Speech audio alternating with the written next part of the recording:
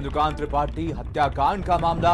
इंद्रकांत की Facebook post से एक बड़ा खुलासा हुआ है और भंडाफोड़ के ऐलान के अगले दिन उनको गोली मारी गई। अगले ही दिन इंद्रकांत को गोली मारी गई थी और 9 सितंबर को भ्रष्टाचार का पर्दाफाश होना था। इसके लिए इंद्रकांत ने फेसबुक पर पोस्ट भी किया था। ये फेसबुक पोस्ट 8 सितंबर सुबह की गई थी और भ्रष्टाचार के सबूत देने की उन्होंने बात भी कही थी। तो पोस्ट के बाद इंद्रकांत को गोली मारी गई थी। एसआईटी ने इसे साक्ष्य के रूप में शामिल किया है। इंद्रकांत ने 7 सितंबर को वीडियो वायरल किया था और तत्कालीन एसपी पर कुछ गंभीर आरोप उन्होंने लगाए थे। पाटीदार पर उगाही के लिए आरोप लगाए गए थे। वीडियो में हत्या होने की भी उन्होंने बात कही थी। इसके लिए पाटीदार को जिम्मेदार बताया गया था।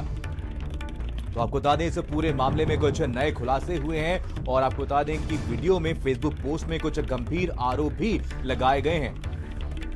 तो आपको बता दें कि पोस्ट करने के अगले ही दिन उनको गोली मार दी गई और उनकी हत्या कर दी गई। तो आपको बता दें कि मोहब्बत से खबर है जहां पर व्यापारी इंद्रकांत त्रिपाठी हत्याकांड का ये पूरा मामला है। इंद्रकांत की फेसबुक पोस्ट से एक बड़ा खुलासा हुआ है और भांडाफोड़ के ऐलान के अगले ही दिन उनको गोली मार दी गई।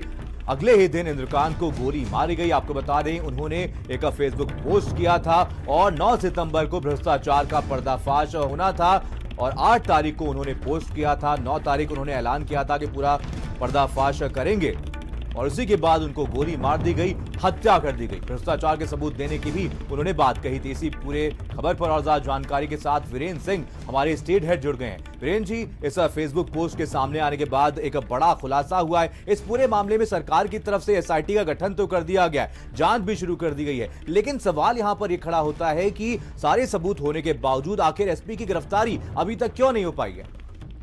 देखिए, ये बड़ा आश्चर्य का विषय है कि उत्तर प्रदेश की सरकार भ्रष्टाचार और गुंडागर्दी के खिलाफ दावे करती है, लेकिन उसका ये दावा जुमला साबित हो रहा है।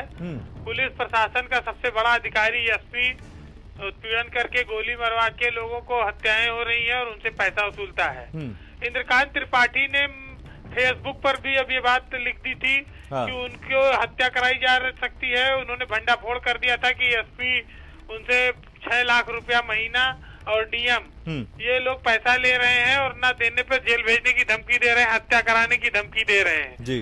सोशल मीडिया से बाद उन्होंने एक वीडियो भी अपनी कार से बना के भेजा था जिसकी जांच चल रही है।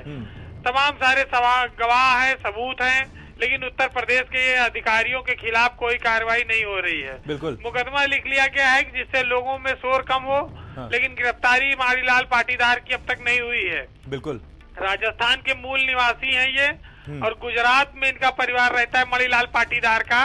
और उत्तर प्रदेश में ये पहले जिले के एसपी बने थे जहां इन्होंने लूट के सारे रिकॉर्ड तोड़ दिए। बिल्कुल भ्रष्टाचार चरम पर है और ये कहा जाए ये भ्रष्टाचार का चरमोत्कर्ष है जो महोबा में देखने को मिला।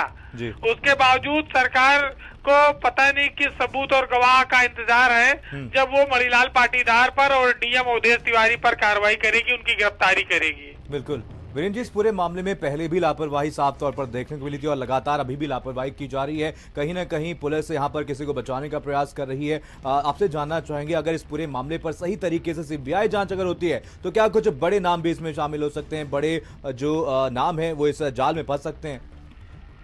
देखिए, ये मामला इतना गंभीर है कि इसकी सीबीआई जांच होनी चाहिए। बिल्कुल विपक्ष ने कई बार इसकी मांग भी की है और एसआईटी जांच शुरू हुई है स्टेट की तरफ से और मुकदमा लिखा गया है, लेकिन चूंकि ये आईपीएस अफसर का मामला है इसलिए गिरफ्तारी नहीं हो रही है जी। और गिरफ्तारी न होने से सरकार की जो कार्यशैली और मंशा है उस पर तमाम सारे सवाल खड़े हो रहे हैं। बिल्कुल भ्रष्टाचारियों को, अपराधियों को संरक्षण नहीं मिलना चाहिए, चाहे वो वर्दी में पहने हुए अफसर हो और चाहे वो कोई सामाजिक गुंडा हो। इस तरह की लूटपाट और जो अपराध है ये योगी सरकार के साख पर तमाम सारे सवाल लगा रहा है। अब ये देखना होगा कि सरकार कब इन पर कार्रवाई करती है, क्योंकि उत्तर प्रदेश की जनता में और गांव-गांव में इस बात को लेकर चर्चा है कि भ्रष्टाचारी अफसरों पर और जो गुंडागर्दी और अपराधियों पर सरकार नकेल कसने में नाकाम साबित हुई है। बिल्कुल जी। तो तमाम जानकारी के लिए बहुत बहुत धन्यवाद वीरेंद्र जी।